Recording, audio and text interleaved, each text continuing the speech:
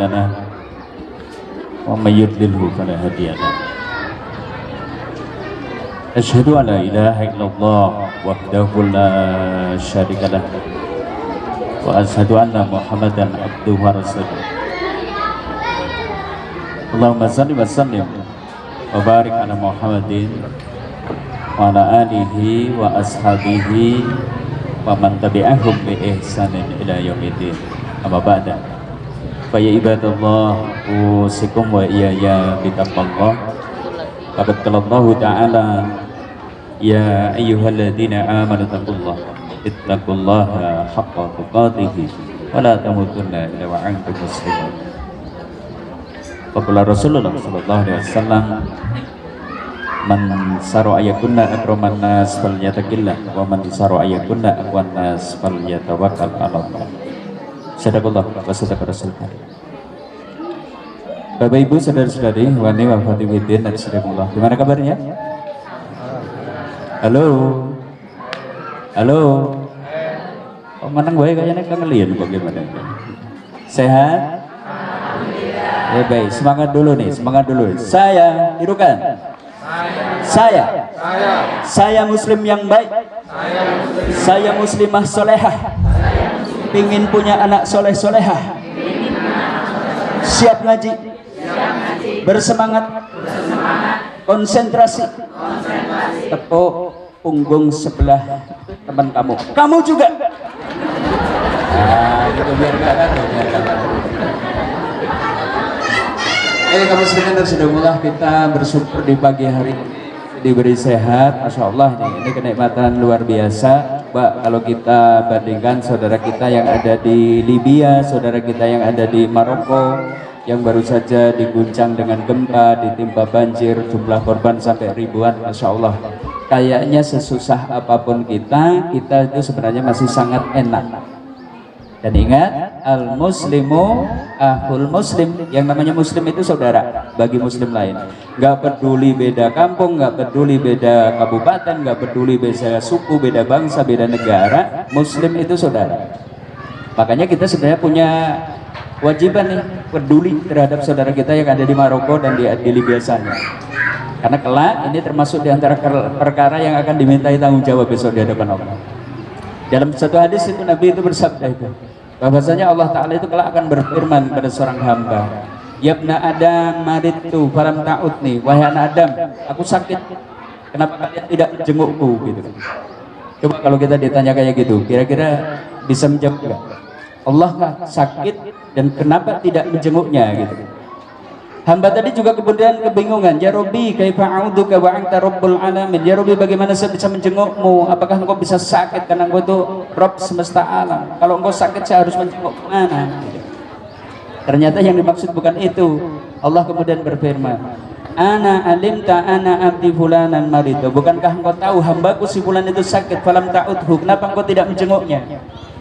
Padahal jika engkau menjenguknya, engkau akan dapati aku ada di sisinya, kata Allah. Artinya ketika ada saudara kita sakit, ternyata kita punya kewajiban, mestinya empati, simpati. Nah ini saudara kita di Maroko, di Libya, gak cuma sakit. Banyak di antara mereka kehilangan anak, banyak di antara mereka kehilangan orang tua, banyak di antara mereka kehilangan saudara, banyak di antara mereka mungkin kehilangan pasangan, istri dan juga suaminya. Rumah mereka hancur, penghidupan mereka juga hancur.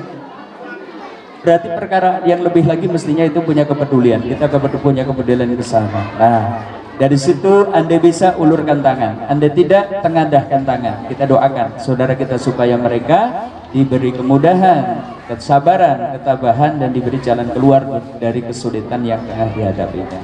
Nah hari ini kita bersyukur, dompet mungkin tipis, kendel, jomplang, orang duit beras masih lebih bagus, masih lebih baik daripada saudara kita yang ada di sana. Kita syukuri. Dan semoga kehadiran kita di pagi siang hari ini di tempat ini nanti diperhitungkan sama Allah sebagai wujud syukur yang diterima, yang nanti Allah tambah nikmatnya kepada kita, bahkan semoga menjadi hujah kelak pada hari kiamat bahwa kita sudah berusaha mensyukuri nikmat yang ada. Oke, kaum muslimin, itu sebagai pemanasan, coba kita sekedar mengingatkan hakul muslim alal muslim ya. Baik, sebelumnya salawat serta salam semoga senantiasa tercurah kepada uswah kita, teladan kita, Rasulullah Muhammad sallallahu alaihi wasallam beserta keluarganya, ya, sahabatnya dan juga orang-orang yang sikoh dalam dinul Islam. Ya, kita akan bicarakan tentang kemuliaan guru dulu, supaya nanti kita tahu derajat mereka dan bagaimana mestinya kita mensikapinya. Maka nanti kita akan bahas itu. Dan kita kasih judul ini, perhatikan adabmu agar berkah ilmumu. Ya boleh, ilmu anakmu juga boleh. Tadi yang sudah disampaikan sama Ustadz Muslim itu. Ya. Jadi orang tua juga dituntut adabnya nanti. Ya. Begini yuk, kita coba tengok nih kemuliaan seorang guru dulu. Seorang guru nih. Apapun sebutan seorang guru, entah itu disebut ustadz kayak ustadzah kayak kiai kayak gitu kan, atau mungkin pendidik kayak pengajar kayak, yang jelas mereka itu sosok mulia. Kenapa? Mereka lah yang disanjung oleh Allah sebagai pemilik ahsanu qaulan. Coba kita baca nih ayatnya. Wa man ahsanu qaulan mimman da'a ila Allah wa amila salihan wa qala innani minal muslimin. Allah berfirman ini, dan siapakah yang lebih bagus ucapannya? Ini disanjung sama Allah. Siapakah yang lebih baik ucapannya, perkataannya dibandingkan dengan orang yang menyeru, mengajak, ya, menyeru mengajak kepada Allah, menyeru mengajak supaya berbuat baik, beramal soleh. Berarti siapa nih? Berarti siapa? Yang menyeru kepada Allah, yang mengajak kepada kebajikan, yang mengajak kepada ilmu pengetahuan. Siapa? Guru. Disanjung oleh Allah bahwa mereka lah pemilik ahsanu qaulan, sebagus-bagus ucapan. Kemudian mengajarkan supaya kemudian kita, anak-anak kita berserah diri kepada Allah Azza wa Jalla. Masya Allah, ini sanjungan secara spesial kepada para guru.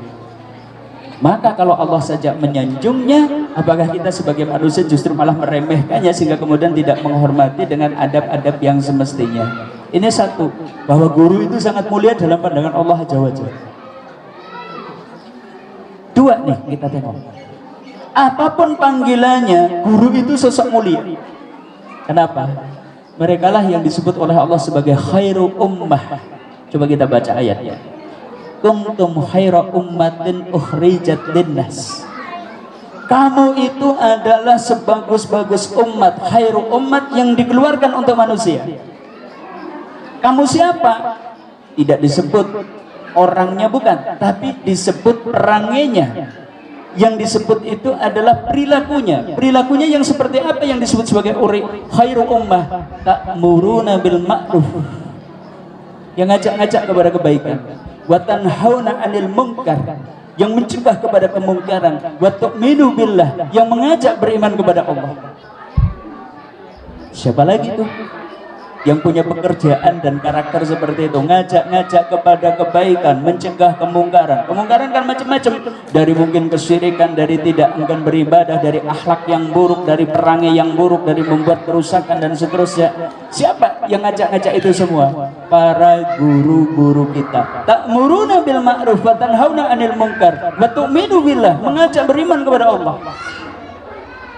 Berarti sebenarnya sanjungan ayat ini juga diperuntukkan kepada para guru. Masya Allah, disanjung oleh Allah sebagai khairu ummat ukhrijat linnas, sebagus-bagus manusia, sebagus-bagus umat yang dikeluarkan untuk manusia, disanjung sama Allah sebagai khairu ummah. Sementara kita menganggapnya sepele, kita memperlakukan mereka itu dengan biasa-biasa saja, sama sekali kita tidak memberikan penghormatan yang layak kepadanya. Padahal guru itu sosok yang diangkat oleh Allah itu sebagai khairu ummah.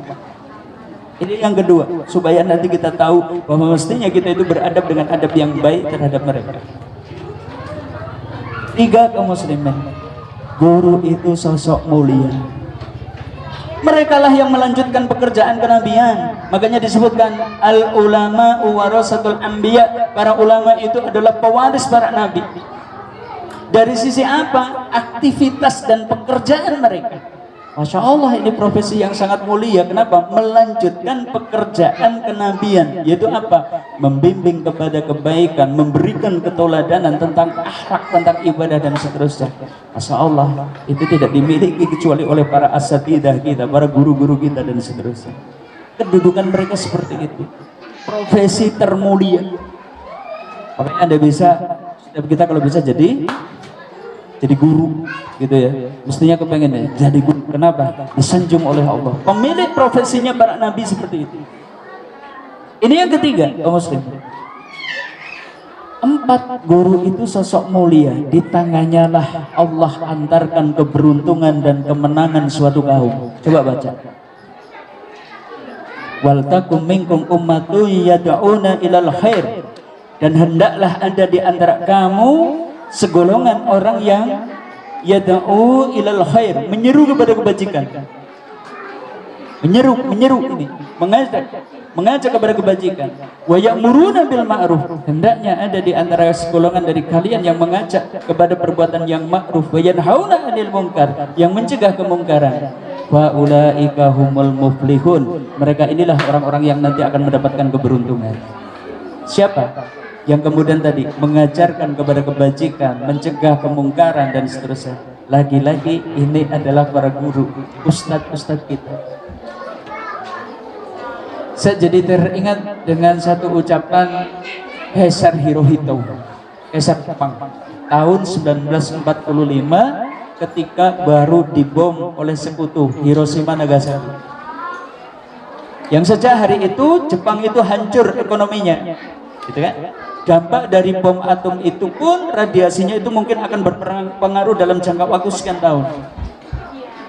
Ada yang menarik, ketika Jepang kalah itu pertanyaan yang kemudian muncul dari Kaisar Hirohito itu apa? Berapa jumlah guru yang tersisa?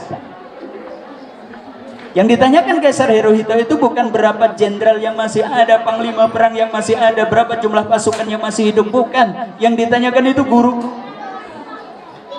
Pada waktu itu para jenderal itu kemudian komentar, wahai Kaisar, cukuplah kami siap melindungi Anda, gitu kan? Dikiranya Kaisar itu khawatir siapa yang akan melindunginya, gitu kan? Sudah kami aja, kami cukup untuk bisa melindungi Anda. Tidak, saya bertanya, berapa jumlah guru yang tersisa? Pada waktu itu dihitung-hitung ketemu 45.000 guru yang tersisa di Jepang. Kenapa? Yang ditanyakan guru. Kaisar Hirohito kemudian mengatakan, kita dibom karena kita tidak belajar. Kita mendapatkan kekalahan seperti ini karena kita tidak belajar. Kita butuh guru-guru yang mengajarkan kepada masyarakat, kepada rakyat kita supaya menjadi pintar dan seterusnya. Ada yang menarik. Orang Barat itu memperhitungkan Jepang itu akan recovery, balik lagi itu butuh waktu 70 tahun. 70 tahun itu baru Jepang itu akan bergerak naik setelah dibom itu tadi. Tapi Masya Allah, ya, dengan konsentrasi tadi, mengembangkan guru-guru, kemudian mereka itu dioptimalkan potensinya, ternyata Jepang itu kemudian bisa melakukan recovery hanya butuh waktu 20 tahun. Yang ketika itu mereka sudah menyadap itu teknologinya, ekonominya dibandingkan dengan negara-negara barat, bahkan mereka lebih kuat lagi dan seterusnya. Coba, padahal kalau startingnya kita hitung-hitung sama nih, Indonesia dengan Jepang startingnya sama. Tahun 1945 kita merdeka, kemudian tahun Jepang juga 1945 itu memulai dari nol sejak dibom di Hiroshima Nagasaki itu tadi. Tapi kalau berbicara tentang kemajuan, coba maju mana? Jepang sama Indonesia. Jangan-jangan karena kita tidak menghargai guru itu tadi. Kita tidak memperhitungkan bahwa guru itu sesuatu yang sangat mulia. Ini Bapak Ibu saudara-saudari, kaum muslimin arsyadakumullah. Kemuliaan guru seperti itu. Dan guru itu sosok yang sangat mulia. Kenapa? Bagaimana tidak? Merekalah yang disebut oleh Nabi, disanjung oleh Allah, didoakan oleh makhluk sejagat. Guru, saya ulangi nih, disanjung-sanjung sama Allah, malaikat dan seterusnya, bahkan didoakan oleh makhluk sejagat. Pak Yande kita kemudian meremehkannya, kemudian tidak menghargainya, tidak menghormatinya dengan sepenuh penghormatan. Ya Allah, betapa tidak beradabnya kita. Coba nih hadisnya ini.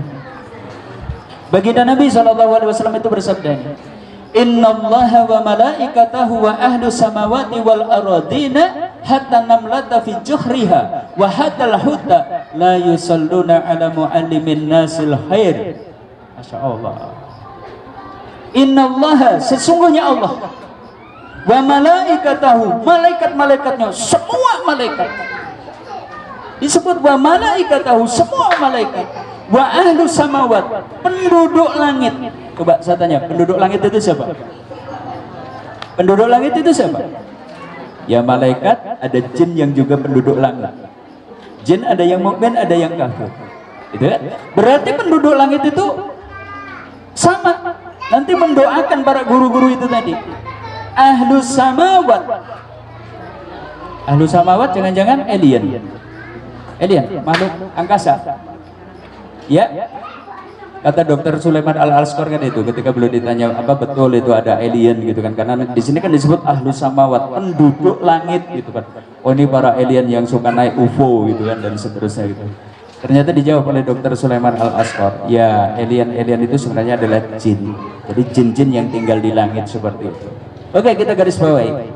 Innallaha wa malaikatahu wa ahlu samawati wal ardina, sesungguhnya Allah, malaikat-malaikatnya, penduduk langit, penduduk bumi. Penduduk langit tadi malaikat-malaikat dan juga jin. Penduduk bumi?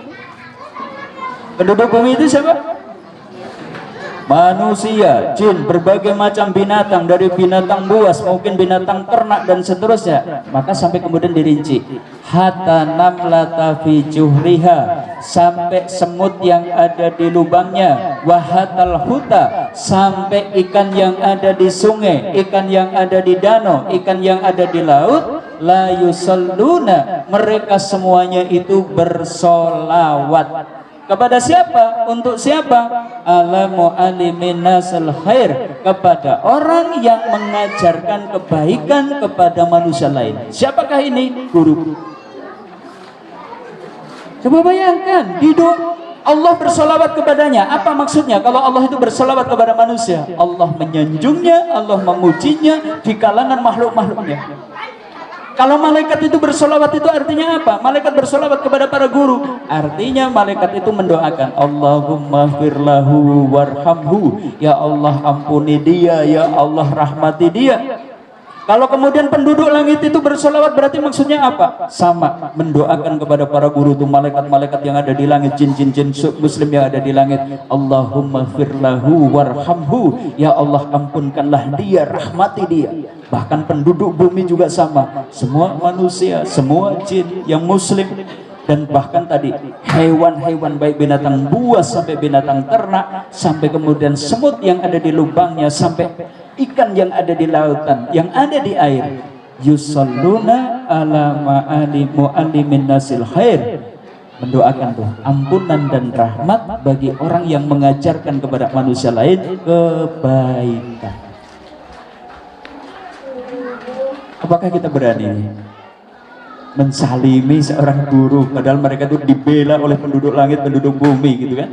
Apakah kita itu berani kemudian tidak memberikan penghormatan yang selayaknya kepada para ustadz-ustadz kita, kepada para guru-guru kita dan seterusnya? Inilah kaum muslimin, kedudukan guru dalam pandangan Allah, dalam pandangan syariat Islam. Kita tanyakan ini, apakah kita tidak memuliakannya? Padahal penduduk langit dan penduduk bumi, malaikat, bahkan Allah Azza wa Jalla menyanjung-nyanjung seorang guru. Dari sini, Bapak Ibu, kaum muslimin arsyadakumullah, yuk muliakan mereka dengan adab, agar berkah hidup kita, agar berkah ilmu anak-anak kita. Siap? Siap? Tadi sudah saya sebutkan, kedudukan guru itu tinggi banget. Ya. Kalau Allah saja menghormatinya, para malaikat saja menghormatinya, apakah kita akan menyepelekannya? Ayo, kita belajar adab nih, belajar untuk beradab terhadap mereka, supaya kita berkah nih, kita berkah, ilmu anak-anak kita juga nanti berkah. Sekarang kita bahas dulu nih, saya garis bawah ini, berkah. Nah, yang dimaksud berkah itu apa? Coba, berkah itu apa coba? Halo, berkah sih apa? Sing gelem ngacung jawab, tak kasih doorpress. Oh, sok HP banget bungkusan. Yuk jawab, berkah sih napa, Cung? Yep. Tambahnya kebaikan. Nama dulu Pak, nama dari mana? Nama Rosidin dari Alifala Cilacap. Ya Allah, jauh banget dari Alifala Cilacap. Tapi kayaknya sudah. Andai jawabannya salah tetap dikasih Pak. Berprestasi Pak. Andai jawabannya salah. Barakallah. Betul itu. Ziyadatul khair. Boleh. Berkah itu artinya ziyadatul khair. Bertambahnya kebaikan. Konon berkah itu dari kata birkah. Birkah itu dari artinya itu tempat berkumpulnya air. Tempat berkumpulnya air berarti nek bojone iki kedung gitu kan. Kedung nek tempat berkumpulnya air berarti tempat yang subur, tempat yang bagus, ada sumber mata air yang cukup dan seterusnya. Dan disitulah kemudian berkah itu bisa didefinisikan itu. Ya. Berkah itu tercurahnya kebaikan yang banyak dan langgeng. Apa? Berkah? Saya pakai definisi sendiri. Tercurahnya kebaikan yang banyak dan langgeng. Harta yang berkah berarti gimana? Coba kalau harta yang berkah artinya gimana? Harta yang bisa mendatangkan kebaikan yang banyak dan langgeng. Langgeng itu berarti gimana? Harta itu memberi kemanfaatan bagi kita di dunia maupun di akhirat. Itu berkah. Ada enggak harta yang tidak berkah? Ada enggak? Ada enggak? Ada. Harta tidak berkah ditumbas ke daharan, dimasukkan ke mulut, dikunyah masuk ke perut jadi nutrisi. Ning digawa salat sikile lemes, digawa maca Quran mripate buwet, digawa ngaji ngantukan.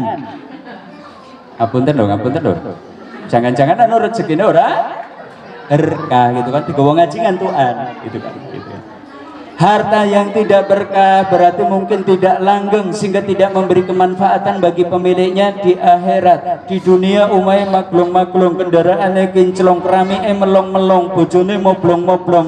Ning yukur nang dunia tok, begitu sampai di akhirat semua itu tidak jadi bekal bagi kehidupan akhiratnya. Berarti hartanya belum berkah. Itu contoh.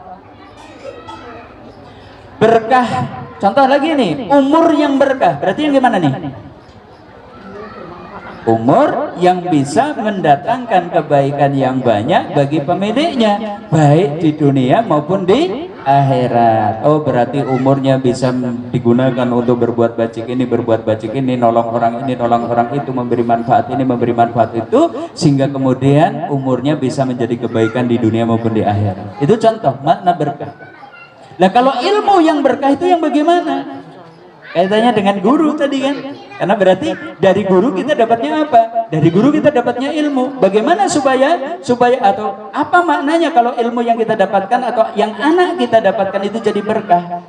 Berarti jadi ilmu yang berkah itu jika anak kita kelak dengan ilmunya bisa menjadi sosok yang baik agamanya, mulia akhlaknya.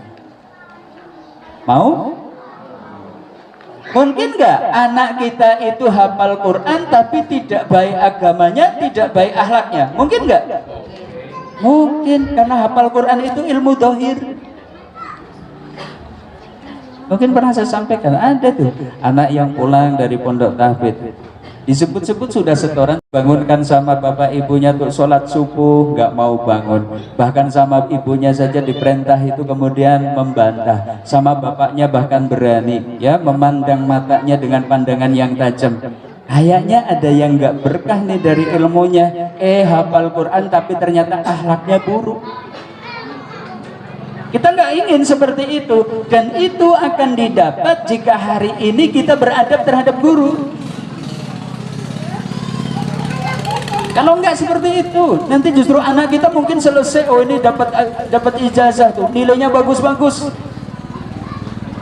Tapi tadi agamanya buruk, akhlaknya buruk. Jangan salahkan gurunya. Jangan-jangan karena kita sebagai orang tua itu tidak beradab terhadap guru itu tadi, sehingga Allah cabut keberkahan ilmu dari anak-anak kita. Karena berkahnya ilmu jika anak kita kelak dengan ilmunya bisa menjadi sosok yang baik agamanya, mulia akhlaknya. Karena menurut Ibnu Mas'ud kan gitu. Ilmu kan ada ilmu zahir, ada ilmu batin. Ilmu dohir bisa bahasa Arab, ilmu dohir pinter tuh kaidah-kaidah nahwu, kaidah-kaidah syarah. Ilmu dohir pinter tuh urusan tentang fikih, mana yang halal, mana haram dan seterusnya. Termasuk bahkan mungkin hafal Quran, itu ilmu dohir. Belum tentu orang yang seperti itu, oh ternyata sholatnya khusyuk, hatinya baik. Oh belum tentu orang yang seperti itu kemudian imannya itu tebal sehingga kemudian memunculkan akhlak yang mulia dan seterusnya. Belum tentu, bisa jadi dengan ilmunya jadi jahat. Nah kita tidak ingin anak-anak kita seperti itu. Kita kepengen anak kita pinter dan ilmunya berkah. Siap? Pinter dan ilmunya berkah. Berarti gimana? Bisa menjadi perbaikan agama dan akhlaknya sehingga kemudian nanti jadi lama. Kita garis bawahi. Jadi ilmu yang berkah itu yang kayak apa sih? Nih. Jika anak kita kelak dengan ilmunya bisa memudahkan maishahnya, penghidupannya. Loh, kita tidak pungkiri nih bahwa ternyata kita tuh pengen anak-anak kita itu mapan secara penghidupan. Kayak gitu gak? Kayak gitu gak? Apa jenengan terima surah popolan aku kere ora pas, sing penting kan soleh. Kayak gitu? Kayak gitu? Enggak toh, kita kepengennya ya anak kita ya soleh, syukur sugih. Boleh sugih? Boleh sugih? Boleh banget, Pak. Yang namanya yadul ulya itu lebih bagus daripada yadul sufla. Orang yang tangannya di atas itu lebih baik daripada tangan di bawah. Kalau anak kita soleh sukih, ya Allah, kayaknya Islam itu juga jaya, gitu kan? Karena hari ini salah satu problem umat Islam kan itu tadi, kemiskinan secara ekonomi. Nah kita kepengen anak kita itu ilmunya berkah sehingga nanti kelak di kemudian hari mereka dimudahkan bisnisnya, dimudahkan dagangnya, dimudahkan mungkin usahanya, mungkin dilapangkan rezekinya dengan ilmunya. Itu kalau berkah. Kalau enggak, ya sudah belajar ini itu, bahkan mungkin ilmu matematika, ilmu manajerial dan seterusnya. Nah ilmu neura berkah, ya wis ora kanggo semuanya. Ini yang kedua ya, yang dimaksud dengan berkah. Kemudian juga, jadi ilmu yang berkah itu, jika anak kita kelak dengan ilmu yang dimilikinya bisa menjadi sosok yang menguatkan Islam dan kaum muslimin. Masya Allah. Coba direnungi dulu nih, dibaca bareng yuk. Jadi ilmu yang berkah itu, ini dibaca bareng-bareng. Ilmu yang berkah itu, jika anak kita kelak dengan ilmunya bisa menjadi sosok yang menguatkan Islam dan kaum muslimin. Ini PR kita hari ini. Ya. Nabi kan sudah mengabarkan tuh. Yusikul umam ang tada'a alaikum kama tada'a akalatu ila qas'atiha. Ini ramalan Nabi 1400 tahun yang lalu. Nyaris tiba saatnya banyak umat memperebutkan kalian seperti orang yang makan rebutan hidangan. Jadi umat Islam dan kaum muslimin itu diibaratkan kayak bebek goreng yang disajikan di atas meja. Kemudian dikelilingi oleh ahlul hiwa. Orang-orang yang mau mensantap bebek goreng itu tadi. Ada yang kemudian mengambil kepalanya, ada yang kemudian mengambil sayapnya, ada yang mengambil pahanya, ada yang membelah dadanya, kemudian diambil jeroannya. Islam dikabarkan seperti itu sama Nabi. Menunjukkan betapa lemahnya Islam, betapa lemahnya kaum muslimin. Dan tampaknya apa yang dikabarkan oleh Nabi hari ini ya sedang kita rasakan. Sehingga tadi mungkin saudara kita yang ada di Rohingya terzalimi, saudara kita yang ada di Xinjiang Uighur Cina terzalimi, belum lagi nanti di belahan dunia lagi di Irak, mungkin di Suriah dan seterusnya. Ya seperti itu. Nah kita kepengen nih anak kita kelak dengan ilmu yang dimiliki bisa menjadi sosok yang menguatkan Islam. Cita-cita bapak ibu mestinya sampai di situ.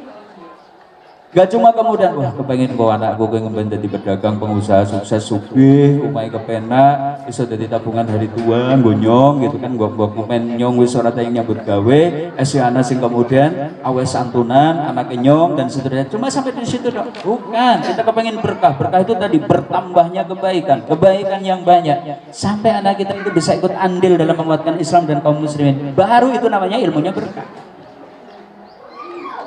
Dan itu kayaknya nggak mungkin nih kalau anak kita itu tadi ilmunya nggak berkah karena kita sendiri tidak menghargai guru dengan penghargaan yang semestinya. Kita garis bawahi lagi nih. Jadi ilmu yang berkah itu, lagi nih poin yang selanjutnya.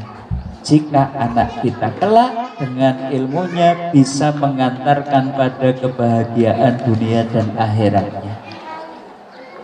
Target kita kan gitu, anak kita bahagia dunia dan akhirat. Itu nggak didapat tuh, kecuali kalau anak kita itu ilmunya berkah.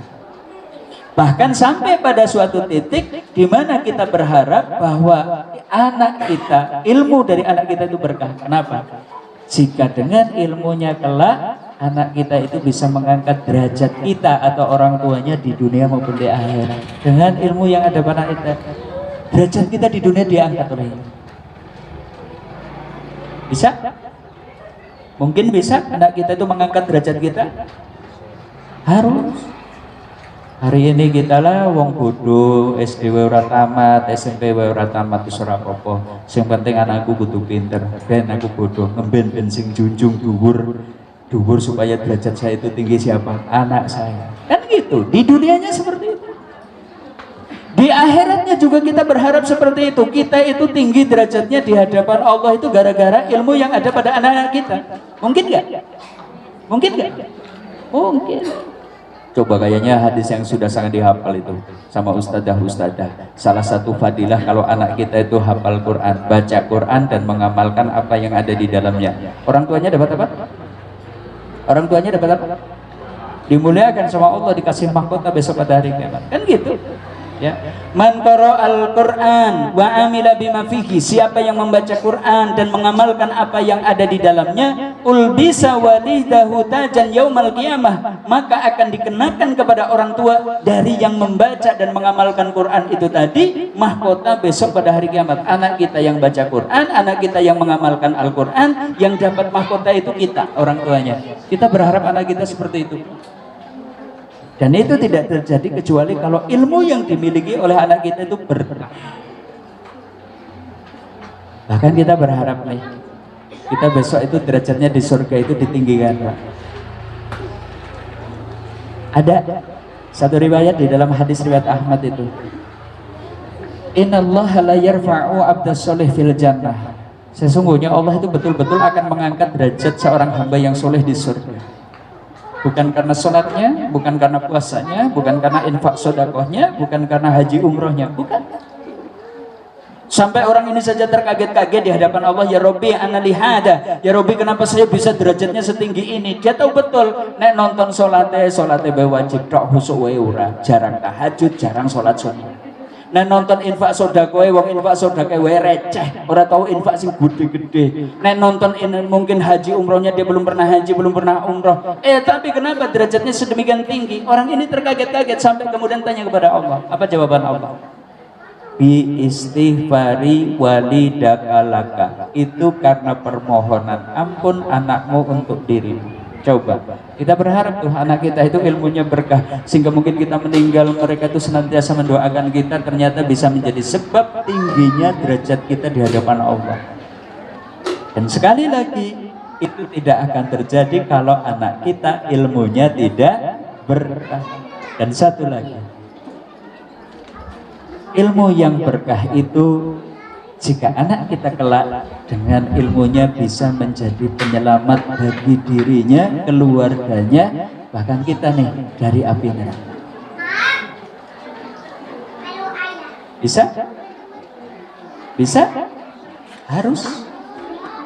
Jadi jangan invest itu hari ini kau nyekolah ke anak, salah satu tujuannya gitu. Anakku kudu iso nyelamatke aku. Nek aku kok ternyata ditakdirke mlebu ning neraka, anakku sing kudu nyelamatke. Mungkin? Mungkin, sangat mungkin. Asal ilmunya berkah. Coba kalau anak kita itu masuk kategori syahid fisabilillah, dia itu bisa memberikan pertolongan kepada 70 kerabat dekatnya. Kita berharap menjadi prioritas pertama yang akan ditolongkan kita sebagai orang tua. Dah. Dari situ Bapak Ibu saudara-saudari kaum muslimin arsadakumullah, untuk mendapatkan keberkahan itu semua, ya, anak kita menjadi penguat Islam kelak di kemudian hari, anak kita penghidupannya mapan, anak kita bisa menjadi sebab diangkatnya derajat kita besok di hadapan Allah, anak kita menjadi sebab kita terselamatkan dari api neraka. Kayaknya kita dan anak kita harus beradab nih terhadap guru yang tadi, karena guru itu terlalu mulia kalau kemudian disepelekan begitu saja. Dari situ sekarang kita bahas, kalau begitu bagaimana sih beradab terhadap seorang guru itu gimana? Kita loh sebagai orang tua, satu ini kaum muslimin, yuk cintai guru-guru kita dan menghormatinya. Siap? Santri ada yang ikut ngaji nggak ini? Santri angkat tangannya san. 1, 2. Siap ya, hormati guru, sayangi guru. Siap ya? Oke. Kalau enggak bakalan berkah. Mencintai dan menghormati itu gimana maksudnya nih? Misalnya nih bapak-bapak ibu, meski tingkat pendidikan Anda mungkin lebih tinggi, tolong hormati guru. Mungkin nggak yang anaknya sekolah di sini ternyata bahkan bapaknya, ibunya itu tingkat pendidikannya lebih tinggi daripada guru-guru yang ada di sini? Mungkin nggak? Mungkin banget Pak. Bisa jadi dosen kemudian anaknya PAUD dititipkan di sini. Bisa jadi ustadzahnya itu cuma lulusan ya nyuwun ngapunten misalnya belum sampai sarjana, belum S2, belum doktoral dan seterusnya. Ini dokter, anaknya disekolahkan di situ. Apakah kemudian dokter atau dosen itu tadi berhak kemudian nyepeleke guru dari anaknya itu tadi? Gak bisa. Contoh tadi dong sudah diceritakan itu Harun ar-Rasyid. Saya punya contoh juga. Khalifah Sulaiman bin Abdul Malik. Suatu saat beliau itu ngantri di depan rumahnya Atta bin Abi Robbah. Ngantri di depan rumahnya. Kenapa? Untuk ketemu dengan Atta bin Abi Robbah itu ternyata harus bergiliran karena orang itu juga pada datang menghadap beliau. Ini Sulaiman bin Abdul Malik itu pada waktu itu membawa putra tercintanya yang masih kecil. Kepanasan, kena debu di rumahnya Atta bin Abi Robbah. Padahal kalau kita tonton yang namanya profilnya Atta bin Abi Robbah itu menarik. Profil, outfitnya. Satu, badan beliau kecil, kulitnya hitam, rambutnya keriting kayak kismis, hidungnya pesek kayak kacang, kayak biji kacang. Ibu-ibu kayaknya kalau profil kayak gitu ganteng nggak? Kecil, kulitnya ireng, rambutnya keriting, irungnya pesek. Ganteng nggak? Ganteng. Alhamdulillah, ibu-ibu ya pada terima piang gitu. Ini Atta bin Abi Robbah seperti itu. Sampai di hadapannya, ketika giliran Khalifah Sulaiman bin Abdul Malik dan putranya itu menghadap Atta, Sulaiman bin Abdul Malik itu kemudian ngelus-ngelus putranya. Nah, kamu harus belajar. Kenapa kita itu ngantri berpanas-panas gitu kan? Ya, berpanas-panas itu untuk ketemu dengan sosok yang seperti ini gitu kan. Dalam tanda kutip tadi wireng kuriting irunge pesek gitu kan. Jadi kan orang menarik belas dengar ketemu dadaan ngantri gitu loh seperti itu. Itu karena ilmu yang ada pada dirinya. Itu loh motivasinya. Artinya seorang bapak itu mestinya hormat itu terhadap seorang guru, padahal dia seorang khalifah, ini seorang budak, bekas budak dengan tampilan seperti itu. Tidak boleh kemudian orang tua itu kemudian nyepeleke. Bagaimanapun ternyata anaknya itu belajar kepadanya.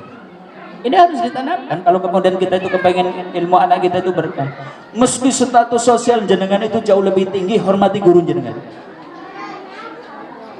Jenengan pengusaha, jenengan pedagang saudagar yang sukses, jenengan bahkan mungkin camat, bupati, atau mungkin kepala dinas ini, kepala dinas itu. Tapi tolong, kalau sudah urusannya ketemu dengan guru bagi anak-anaknya, jenengan harus tetap hormat kepadanya. Ini harus tetap hormat kepadanya. Cintai guru itu tadi, ya. Panggil dengan panggilan kehormatan. Jangan kemudian karena merasa dia itu jauh lebih muda, status sosialnya juga mungkin lebih rendah, kita itu memanggil guru dengan kemudian panggilan namanya saja. Ya Allah, jangan pernah dilakukan di hadapan anak kita. Berarti jenengan tidak respect, jenengan tidak menghormati guru. Kalau jenengan saja sudah tidak menghormati guru, jangan harap anak jenengan hormat. Kalau sudah nggak hormat sama guru, jangan harap jenengan punya anak ilmunya berkah. Sudah mau berkah gimana kalau ternyata dengan gurunya yang mengajarkan kebaikan saja ternyata tidak punya respect, tidak punya hormat. Maka sebagai orang tua, tampakkan kecintaan dan penghormatanmu terhadap guru di hadapan anak-anakmu, biar mereka mentoladeni. Ya, biar mereka yang nanti mentoladeni. Ya yayasan juga seperti itu nanti. Ya yayasan jangan guru mentang-mentang aku sing gaji guru kemudian jenengan nyepelek kayak itu guru dan seterusnya. Hormati, guru itu harus dihormati. Ya. Tunjukkan sifat respeknya. Kalau kepengen lembaga ini juga menjadi berkah seperti itu. Karena guru terlalu tinggi untuk disepelekan, untuk tidak dihormati dan seterusnya. Ini yang pertama, Bapak Ibu saudara-saudari kaum muslimin rahimakumullah. Cintai, hormati guru. Syukur di hadapan anak-anak panjenengan supaya menjadi teladan. Siap? Gestur itu juga nanti penting nih. Gestur orang yang hormat dengan gestur orang yang tidak hormat itu kelihatan. Anak kita nanti akan tahu, bapakku kok ngarep guru kok menteng kelek gitu kan, misalnya gitu kan. Dan kayaknya nyepelek gitu dengan seorang guru. Nanti anak kita juga akan bejugjaknya itu sama. Tunjukkan bahwa jenengan hormat dengan guru-guru jenengan. Ini satu, Bapak Ibu kaum muslimin rahimakumullah. Dua, tutupi aib dan kekurangan guru-guru kita. Ini ada. Kaum muslimin, guru juga manusia yang pasti punya sisi kelemahan. Tutupi aibnya, tutupi kekurangannya. Jangan sekali-kali ceritakan kepada anakmu, gurunya kamu kalian wah laki kaya gini lah wong besangutan cepat urbae kok. Anu bu sing guru kelas loro pelite pol-polan. Jenengan ceritake kepada anak yang jenengan, itu membuat anak kita itu tidak respect kepada mereka. Tutupi aibnya. Dan fadilahnya kan besar toh, fadilahnya besar. Man satara musliman satarallahu fid dunya wal akhirah. Sinten tiange sing nutup aibe saudarane seorang muslim, Allah akan tutup aibnya di dunia dan di akhirat. Tadi kan, guru pasti punya sisi kekurangan juga karena dia itu manusia. Tapi jangan dijadikan obrolan antar wali murid gitu kan. Punya grup WhatsApp isinya malah nggerendengi gurune gitu kan. Kayak guru kalian kayak gini. Ya, bagaimana kita dapat berkah apalagi sampai kedengaran dan diketahui oleh anak-anak kita. Ya Allah, itu bisa mencabut keberkahan. Biarkan anakmu melihat sosok gurunya itu sempurna. Karena apa? Justru akan melejitkan potensi anak-anak kita. Jadi orang itu menjadi besar itu kalau tahu bahwa gurunya itu orang hebat, itu nanti akan besar Pak. Tapi kalau ada seorang anak kok sudah prasangkanya jelek kepada guru dan seterusnya, aduh masya Allah, anak itu akan susah berkembang. Engkau tutupi aibnya, tutupi seorang guru, Allah tutupi aibmu dan juga aib anak-anakmu insya Allah. Siap? Ini yang kedua, adab yang kedua. Yang ketiga kaum muslimin, jadi orang tua jangan suudzon kepada guru anak-anak kita. Apa? Suudzon. Apa itu suudzon? Prasangka buruk. Berprasangka baiklah saat melihat apa yang tidak berkenan pada guru anak-anak kita. Mungkin kita memandang ada sesuatu yang kayaknya kok nggak berkenan gitu kan dan seterusnya itu kan, sehingga kita kemudian berprasangka buruk. Mungkin anak kita loh ngerti-ngerti anakku kok diperintah kon ngepel WC, kon ngusuk-usuk WC gitu kan. Anakku kok malah jarene kon mondok malah diperintah neng gurune iki kon ngumbai pit motore gitu kan dan seterusnya. Wah iki jane diperalat tok anake nyong nang pondok kon ngumbai motor, kon ngumbai WC dan seterusnya. Karena berprasangka seperti itu? Karena itu bagian dari edukasi. Kita harus berprasangka baik. Oh mungkin anakku main dilatih. Mengajari keikhlasan, mengajari ketawaduan, mengajari daya juang itu nggak bisa pakai kitab. Bapak-bapak, ibu-ibu itu harus paham, gitu kan?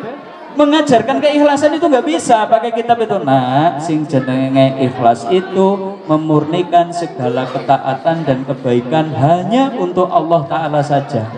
Saya tanya, anak kita mudeng ikhlas gak dengan kalimat seperti itu? Orang mudeng Pak. Ya dilatih. Ada loh kalau zaman dulu yang namanya pondok santrine juan patang tahun ki kon macul tok karo angon wedhus. Zaman dulu. Itu dapat cerita itu dari seorang ustadz besar yang ada di Tasik, Jawa Barat. Dia itu 4 tahun mondok juan ora duwe ilmu apa karo kiai ini. Kon ngarit, kon macul ngempani wedhus, angon wedhus 4 tahun. Atang tahun loh. Jenengan dadi wong tuane mesti wis moni-moni karo kiyaine gitu. Wis kiai opo yang gelani banget anake nyong malah kon ngarit, anake nyong malah kon nangon, anake nyong malah kon macul dan seterusnya. Ya Allah, barang dia itu kemudian renung-renungi. Dari 4 tahun itulah dia belajar keikhlasan. Dari 4 tahun itulah dia belajar pengorbanan. Dari 4 tahun itulah dia belajar ketawaduan, rendah hati. Sampai akhirnya begitu sudah 4 tahun baru kiainya itu bilang, nah, wis waya ya, kowe arep sinau apa? Sinau ilmu. Ya wis sinau bahasa sih, kae. Nek arep sinau neng pondok kono. Loh, malah diperintah kon pindah pondok. Coba gelani banget kan? Gelani banget ini. Nek kepengen sinau basa Arab, neng pondok sebelah sana. Kamu pindah ke sana. Masya Allah. Baru dia itu pindah, begitu sampai di sana baru diajari alfiyah yang biasanya mungkin santri lain itu butuh 2 tahun untuk menyelesaikannya, dia bisa selesai hanya dalam waktu 6 bulan. Kenapa? Hirsetnya terhadap ilmu itu sudah sangat tinggi, dan ketika dapat ilmu munculnya tawadu. Dua ilmu terus gebeleng, kemudian keminter, kementus, sombong, enggak, karena sudah dibekali dengan ketawaduan, dibekali dengan keikhlasan, dibekali dengan kemudian perjuangan. Maka tolong prasangka baik nih, jangan suudzon kepada ustadz kita. Lo ngerti-ngerti kok anakku kok ngerti lagi di peneng lapangan. Husnudan. Karena ternyata ustadz kita itu mungkin sedang membimbing mereka untuk tahu namanya keikhlasan, namanya kesabaran dan seterusnya. Andai memang kelewat batas mungkin kelakukan guru dan seterusnya, bicarakan dengan santun. Ingat, berprasangka buruk justru awal dari keburukan yang lebih besar. Ini yang ketiga. Siap husnudan kepada guru? Siap? Insyaallah. Ayo kita husnudan. Aja guru curi, wah, jangan ngopo ya, guru iki dan seterusnya. Sudah prasangka baik, gitu kan? Insyaallah jadi kebaikan bagi anak-anak kita. Ini yang ketiga. Yang keempat, ada orang tua terhadap gurunya. Maafkan hilaf dan kesalahan guru-guru kita. Hilaf, kesalahan yang sifatnya pribadi, maafkanlah. Adapun nanti kaitannya dengan pelanggaran kode etik, selesaikan dengan santun. Kekurangan disiplinan guru dan seterusnya, berikan nasihat dengan bijak dan santun. Jangan dibully, jangan hanya sekedar diviralkan kejelekannya. Ini ada orang tua yang baik seperti itu. Oh ini kok kayaknya guru kok ada yang nggak disiplin ya, kok kayaknya ada yang kelakuannya kurang etis dan seterusnya. Bicarakan dengan santun. Biarkan anak kita tidak perlu tahu dengan urusan itu semua, gitu kan? Anak kita itu pokoknya tahunya bahwa yang namanya guru itu adalah sempurna, perfect. Dia itu adalah layak menjadi sosok yang ditauladani dalam berbagai urusan. Ini yang keempat, kaum muslimin. Yang kelima, berusahalah untuk senantiasa berterima kasih kepada guru. Anda bisa setiap kali mungkin penjemukan, jenengan tunjukkan nih, menghadap kepada guru, kemudian bawa anak jenengan. Jangan cuma kemudian diajak keluar kok, jajan-jajan ke sana kemari dan seterusnya. Jenengan antar nih anak kita di hadapan guru. Kemudian jenengan sampaikan, Ustaz, syukran wa jazakumullah nih, sebulan ini sudah dibimbing anak saya. Saya yakin sudah banyak perubahan nih di dalam diri anak-anak saya dan seterusnya. Tunjukkan itu di hadapan anak-anak, bahwa jenengan itu betul-betul berterima kasih itu kepada para ustadz itu tadi. Syukur ajari. Dari rumah mungkin kebetulan pohon pelemnya buah, gitu kan? Tidak cuma anaknya jenengan kok yang dikasih. Ini yang sebungkus, yuk kita antar ke tempat ustadz yuk, gitu kan? Bukan soal pelemnya, ini soal bahwasanya seorang tua itu ternyata cinta, hormat kepada guru, punya perhatian, punya rasa terima kasih kepadanya. Ini ustadz-ustadzanya mana? Siap-siap dapat pelem ini masalahnya itu nanti. Terima kasih, itu penting, gitu kan? Tunjukkan hal tersebut di hadapan anak-anakmu agar mereka meneladanimu. Biarkan anakmu merasa berhutang budi kepada gurunya, karena ini baik bagi masa depan dia. Biar bahwa anak kita itu memang tunjukkan, nak, kamu tuh utang budi banget sama ustadz itu dan seterusnya. Siapa yang mengajari alif, siapa yang mengajari ba? Coba kalau kamu nggak diajarin sama dia, kamu nggak bakalan tahu tuh makhraj yang benar kayak apa, nggak tahu tuh tajwid yang baca Quran yang benar itu kayak apa. Tunjukkan. Terima kasihnya seperti itu.